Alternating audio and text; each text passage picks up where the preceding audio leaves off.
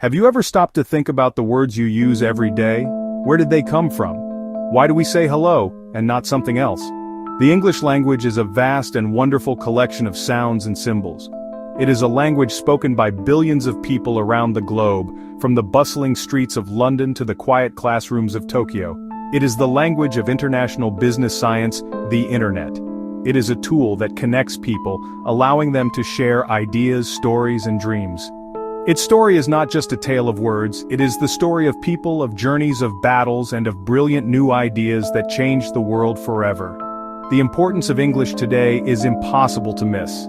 We see it on our screens, hear it in popular songs, and use it to communicate with friends who live thousands of miles away. But this global dominance was not something that happened overnight. It is the result of a long, messy, and fascinating history that stretches back more than 1,500 years. Our story does not begin in England, it begins in the wind-swept lands of Northern Europe, Denmark, Germany, Netherlands. Long before Rome reached its peak, this region was home to Germanic tribes, Angles, Saxons, Jutes. They were farmers, hunters, seafarers. They spoke related dialects in the Germanic family. These dialects became modern languages: German, Dutch, Swedish, English, gruff and practical, perfect for this world. Fader, father, motor, mother, waiter, water, land, hefud, head, hand. Notice how they resemble modern English. They are the bedrock, the foundation of our language, simple, direct words of daily life. Around the year 449 AD, Angles, Saxons, Jutes began to cross the North Sea and settle in Britain.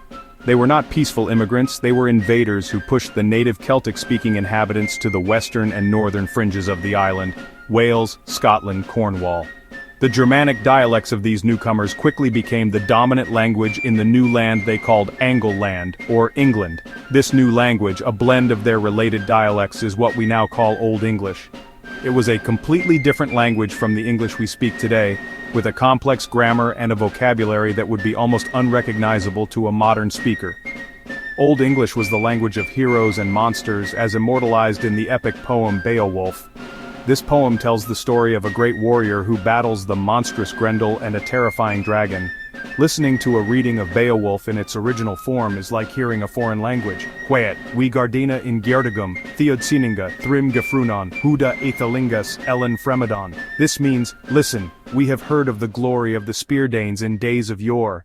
The year 1066 is perhaps the most famous date in English history. It was the year of the Norman Conquest. William, the Duke of Normandy and France, invaded England, defeated the English king at the Battle of Hastings, seized the throne. This single event set in motion a series of changes that would completely transform the English language. The new rulers of England, the Normans, spoke a dialect of French known as Norman French. For the next 300 years, French would be the language of power, government law, high culture in England. The English court spoke French. It became the language of the common people, peasants, farmers, servants. For a time it seemed as though English might disappear altogether, replaced by the more prestigious French. However, the vast majority of the population continued to speak English in their daily lives. They used it to talk to their families, to trade in the marketplace. Thousands upon thousands of French words poured into English, often related to government, parliament, sovereign, related to law, judge, jury, evidence. By the 14th century, the linguistic situation in England was beginning to shift once again. After centuries of Norman rule, the ties with France had weakened. English identity was growing stronger. The figure who best represents this new, revitalized English is the poet Geoffrey Chaucer. His most famous work, The Canterbury Tales, was a landmark in English literature. Chaucer chose to write in the English spoken on the streets of London. One that April with his shures suit, when April with its sweet showers has pierced the drought of March to the root. Chaucer's English was a rich hybrid. It was built on the solid Germanic foundation of Old English, but it was decorated with thousands of elegant French words. This mixing of Germanic and French vocabulary is one of the defining features of English. For example, we can choose between the Old English word ask and the French-derived word inquire. Another hugely important event that helped shape Middle English was the Great Vowel Shift. The vowel in the word name used to be pronounced like the A in father, nama, but it shifted to the sound we have today. This massive change in pronunciation is one of the main reasons why the spelling of English words often seems so strange. We're often spelling words as they were pronounced before the Great Vowel Shift. The next major turning point in the story of English came in 1476. This was the year that William Caxton set up the first printing press in England. This invention was a complete game-changer for the language. Before the printing press, books were copied by hand, a slow and expensive process that led to many variations in spelling and wording. The printing press made it possible to produce thousands of identical copies of a book quickly and cheaply. Because his books were so widely distributed, the spellings and grammar he chose became the unofficial standard.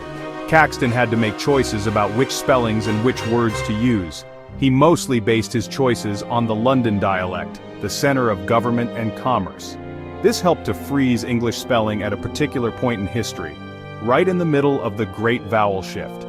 This is a key reason why our spelling often doesn't match our pronunciation.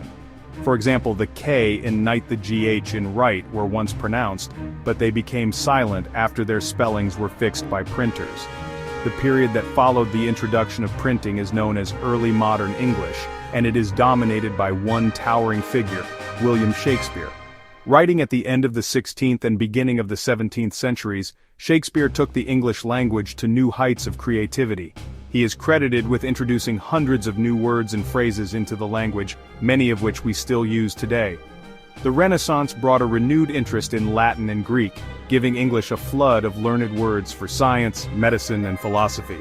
Words like eyeball, swagger, lonely, and phrases like break the ice appear for the first time in his works. As the modern English period began, the language was largely confined to the British Isles. But that was about to change dramatically. Explorers, traders, colonists crossing oceans on ships establishing settlements, North America, Caribbean, India. As the British Empire grew over the next 2 centuries, it took the English language with it. Planted in new soils around the world, Australia, New Zealand, Africa settlers in North America encountered plants and animals they had never seen before, so they borrowed words from Native American languages: moose, raccoon, squash. In India, English absorbed words from Hindi and other local languages: shampoo, pajamas, bungalow. In Australia, words from Aboriginal languages entered the local version of English: kangaroo, boomerang. Each new location added its own unique flavor to the language. This process created many different varieties of English around the world: American English, Australian English, Indian English, and many others. As English grew more complex and spread across the world during the 17th and 18th centuries, a new anxiety emerged. People started to worry that the language was becoming messy and unruly. There was a desire for order, for rules, for a correct way of speaking and writing. This was the age of prescription, the age of dictionaries and grammar books. In 1755, Samuel Johnson published A Dictionary of the English Language, a monumental and authoritative work. He spent 9 years working on it, defining tens of thousands of words. Across the Atlantic, Noah Webster believed that America needed its own language to reflect its new identity. In 1828, Webster published his dictionary and popularized spellings like color instead of color, center, center. Webster helped create a distinct American standard for the language. Grammarians like Robert Louth tried to lay down strict rules for correct English, often based on Latin, which they considered more perfect. They told people not to end a sentence with a preposition and not to split an infinitive. Many of these rules were artificial and did not reflect how people actually spoke English. Nevertheless, dictionaries and grammar books had a powerful influence on what was considered proper English. The story of English is far from over. In fact, we are living through one of the most dramatic periods of change in its history. The arrival of the internet, mobile phones, social media has created a new frontier for the language. Communication is now instant and global. We write more than ever before, but in new ways: emails, text messages, tweets, social media posts. New words are born and spread around the world in a matter of hours. Words like selfie, blog, emoji, meme. We use abbreviations and acronyms like LOL, laughing out loud, BRB, be right back. We turn nouns into verbs, as in to Google something, to friend someone on Facebook. This is not a sign that the language is being destroyed. English is the dominant language online, used by billions for whom it is not their first language. This constant interaction between native and non-native speakers is leading to new simplifications and hybrid forms of English. The language is becoming more of a global property, shaped by a diverse community of users. The future of English will likely be less about standards set in London or New York, and more about the common ground found in global digital communication. So, from the guttural speech of Anglo-Saxon warriors to the quick-fire slang of a TikTok video, The journey of English has been an epic one. It is a story of incredible resilience and adaptability. The language has absorbed words from hundreds of other tongues, survived invasions, embraced new technologies. It continues to change and grow every single day, with every conversation, every email, every new post. Understanding this long and complex history gives us a deeper appreciation for the words we use. Language is a living, breathing expression of human culture, a story that we are all a part of.